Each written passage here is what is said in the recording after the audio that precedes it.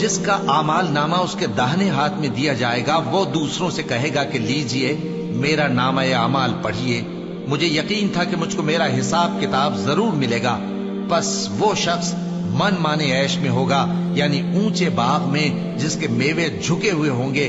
ان سے کہا جائے گا کہ جو اعمال تم ایام گزشتہ میں آگے بھیج چکے ہو ان کے عوض مزے سے کھاؤ اور پیو۔ اور جس کا نامہ اعمال اس کے بائیں ہاتھ میں دیا جائے گا تو وہ کہے گا اے کاش مجھ کو میرا اعمال نامہ نہ دیا جاتا اور مجھے معلوم نہ ہوتا کہ میرا حساب کیا ہے۔ اے کاش موت میرا کام تمام کر چکی ہوتی، آج میرا مال میرے کچھ بھی کام نہ آیا، مجھ سے میرا اقتدار جاتا رہا۔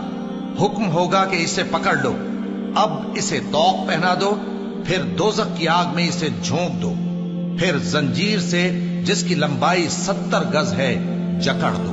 یہ نہ تو اللہ عظمت والے پر ایمان لاتا تھا اور نہ فقیر کے کھانا کھلانے کی ترغیب دیتا تھا، سو آج اس کا بھی یہاں کوئی دوست نہیں اور نہ اس کے لیے کوئی کھانا ہے سوائے زخموں کے دھون کے، جس کو گناہگاروں کے سوا کوئی نہیں کھائے گا۔